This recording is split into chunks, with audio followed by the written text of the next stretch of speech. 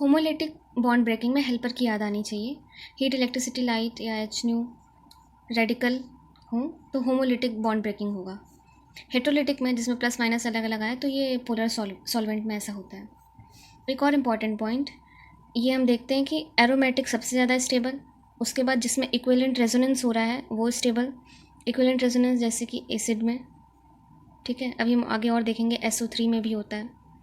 उसके बाद रेजोनेंस और एंड में इंडक्टिव होता है। ये स्टेबल, सबसे ज़्यादा स्टेबल कौन होगा? जो एरोमेटिक होगा।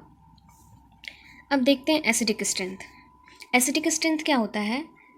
H+ डोनेट कराओ पता करने के लिए, A- बनाओ, A- की स्टेबिलिटी देखो। ये 3 चीज़ें हमें करनी होती है एसिडिक स्ट्रेंथ पता करने के लिए। A- स्टेबिलिटी ज़्यादा, एसिडिक स्ट्रेंथ ज़्यादा, ये जो A- बनता है H+ निकालने पे, तो K ज़्यादा। अगर क्वेश्चन में PK पूछा है तो कम हो जाएगा, ऑर्डर उल्टा कर देंगे। अभी हम देखते हैं आगे। तो सबसे पहला पॉइंट, सेम पीरियड के अगर एलिमेंट्स हैं तो मोड EN वाला ज़्यादा स्टेबल होगा, जैसे F-, फिर O-, फिर NH2, फिर CH3। अगर इनऑर्गेनिक एलिमेंट्स आए, जो कि हम ये देख रहे हैं, तो हम मोर EN को ज़्यादा स्टेबल कर देंगे। इनऑर्गेनिक के लिए ये कंसेप्ट नहीं लगाएंगे।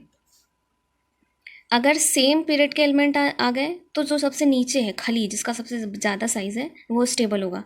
HI- सबसे ज़्यादा स्टेबल, फिर HBr, फिर HCl, फिर HF। अब हम कुछ एग्जांपल्स देख लेते हैं।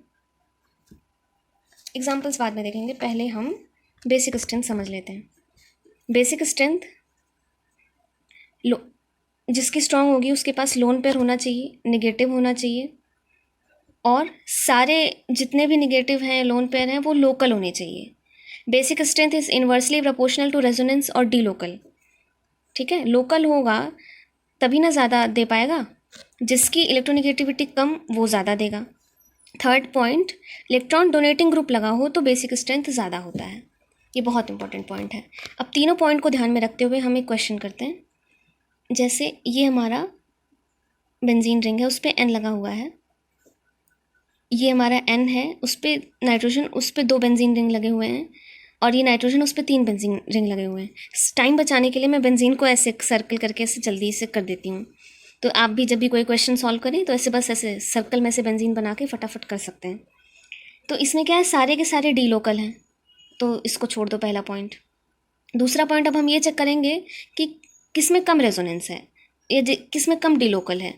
तो सबसे कम डी लोकल इसमें, क्योंकि इसमें इलेक्ट्रॉन सिर्फ एक बेंजीन रिंग के पास जा रहा है, पर इन दोनों में क्या हो रहा है कि इसके पास 2 के पास, इसके पास 3 के पास, तो ऐसे।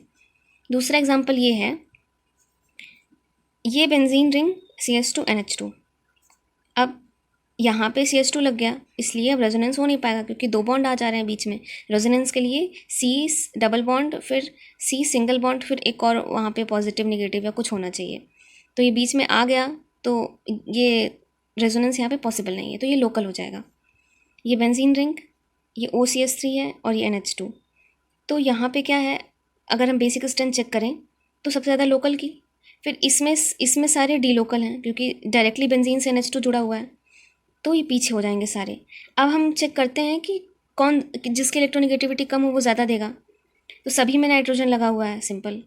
तो अब देख, तीसरा पॉइंट था हमारा कि इलेक्ट्रॉन डोनेटिंग ग्रुप लगा हो तो बेसिक स्ट्रेंथ ज़्यादा होगी। इसमें इलेक्ट्रॉन डोनेटिंग ग्रुप क्या है? OCH3 CH3। तो OCH3+M होता है, हमने पढ़ा था। तो OCH3 ज़्यादा देगा तो बेसिक स्ट्रेंथ ज़्यादा, CH3 जो है प्लस आई है, थोड़ा कम देगा। फिर ये ऑर्डर हो जाएगा, Cl हमारा माइनस आई है, Cl का माइनस आई ज़्यादा होता है प्लस M के अकॉर्डिंग। NH2 बेंजीन, और ये NO2 क्या है, -M है, तो ये एकदम पीछे चला जाएगा, क्योंकि इस इलेक्ट्रॉन ख़त्म खींच ले रहा है ना, तो इसकी बेसिक स्ट्रेंथ कम हो जाएगी। अब अमोनिया से रिलेटेड जो कुछ बहुत इंपॉर्टेंट पॉइंट्स आते हैं बेसिक स्ट्रेंथ में, वो ये हैं कि इसको बहुत ही फोकस के साथ सुनना है।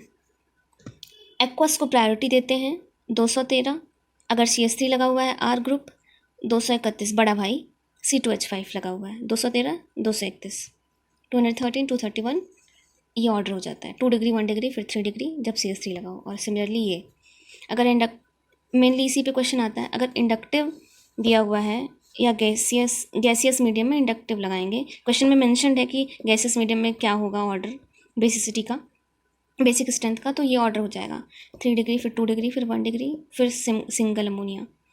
ग्वानिडीन and its member are more basic. Guanidine member क्या होते हैं ये आप सर्च करके पता कर सकते हैं, आपके नोट्स में होगा, ये मैंने क्विक रिवीजन के लिए बनाया है वीडियो।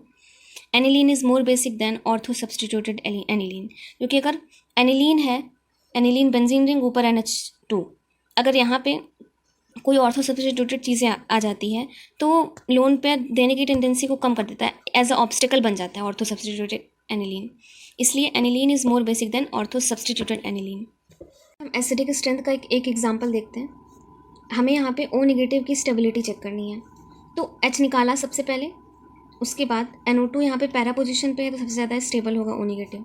अगर ऑर्थो पे आ जाता है तो यहाँ हाइड्रोजन बॉन्डिंग हो जाती है और तो H+ निकल नहीं पाएगा। एसिडिक स्ट्रेंथ का सबसे पहला रूल यही है कि H+ डोनेट कराओ, A- बनाओ, A- की स्टेबिलिटी देखो, तो ये सेकंड नंबर पे आ जाएगा। फिर ये मेटा वाला, फिर लास्ट में नथिंग, कुछ है ही नहीं, तो O से O नेगेटिव उतना स्टेबल हो नहीं पाएगा। ये हमारे पुराने रूल्स थे। उसके बाद हम देखेंगे बेसिसिटी का एक छोटा सा example. Ortho substituted benzoic acid सबसे आगे होता है, सबसे ज़्यादा स्टेबल होता है। अगर ऑर्थो सब्सटीट्यूटेड है तो बेंजोइक एसिड, तो इसका ऐसे प्लेन ऐसे चेंज हो जाता है, तो ये यहाँ पे इसकी देने की टेंडेंसी ज़्यादा हो जाती है। अगर ये देख सकते हैं ना, रेजोनेंस भी हो रहा है,